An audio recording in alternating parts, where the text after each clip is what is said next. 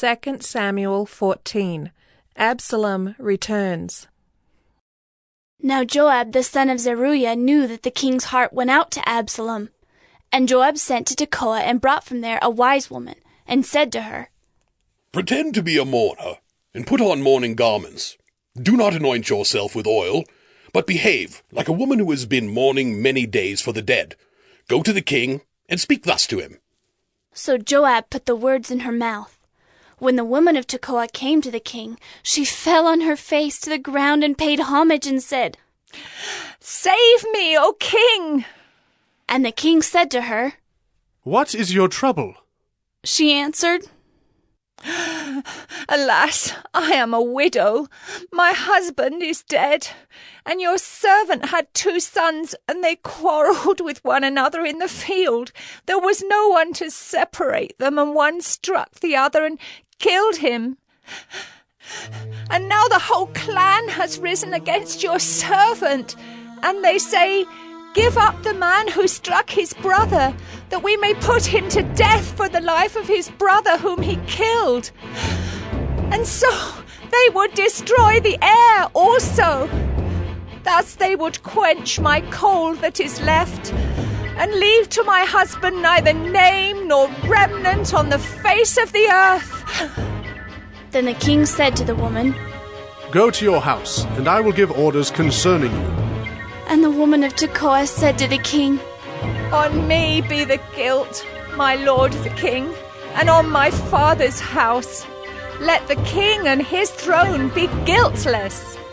The king said, If anyone says anything to you, bring him to me, and he shall never touch you again. Then she said, Please let the king invoke the Lord your God, that the avenger of blood kill no more, and my son be not destroyed. He said, As the Lord lives, not one hair of your son shall fall to the ground. Then the woman said, Please let your servant speak a word to my lord the king. He said, Speak. And the woman said, Why then have you planned such a thing against the people of God? For in giving this decision the king convicts himself, inasmuch as the king does not bring his banished one home again. We must all die.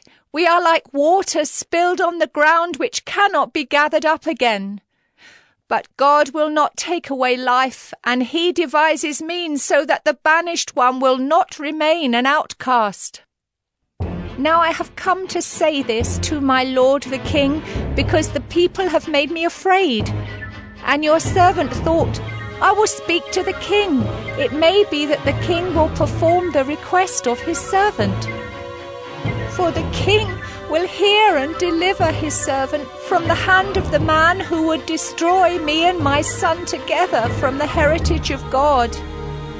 And your servant thought, the word of my lord the king will set me at rest, for my lord the king is like the angel of God to discern good and evil.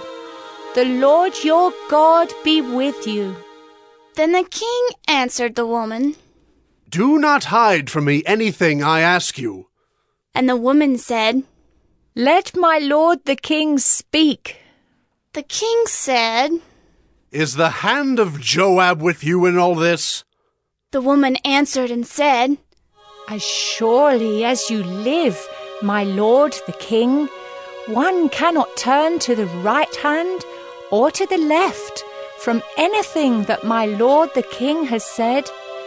It was your servant Joab who commanded me. It was he who put all these words in the mouth of your servant. In order to change the course of things, your servant Joab did this. But my Lord has wisdom like the wisdom of the angel of God to know all things that are on the earth. Then the king said to Joab, Behold now, I grant this. Go, bring back the young man Absalom. And Joab fell on his face to the ground and paid homage and blessed the king. And Joab said, Today your servant knows that I have found favor in your sight, my lord the king, and that the king has granted the request of his servant. So Joab arose and went to Geshur and brought Absalom to Jerusalem. And the king said, Let him dwell apart in his own house. He is not to come into my presence. So Absalom lived apart in his own house and did not come into the king's presence. Now in all Israel there was no one so much to be praised for his handsome appearance as Absalom. From the sole of his foot to the crown of his head there was no blemish in him. And when he cut the hair of his head, for at the end of every year he used to cut it, when it was heavy on him he cut it, he weighed the hair of his head 200 shekels by the king's weight. There were born to Absalom 3 sons and 1 daughter whose name was Tamar. She was a beautiful woman. So Absalom lived 2 full years in Jerusalem without coming into the king's presence. Then Absalom sent for Joab to send him to the king. But Joab would not come to him. And he sent a second time, but Joab would not come. Then he said to his servants, See, Joab's field is next to mine, and he has barley there. Go and set it on fire. So Absalom's servants set the field on fire. Then Joab arose and went to Absalom at his house and said to him, Why have your servants set my field on fire? Absalom answered Joab, Behold, I sent word to you. Come here, that I may send you to the king to ask, Why have I come from Geshur? It would be better for me to be there still.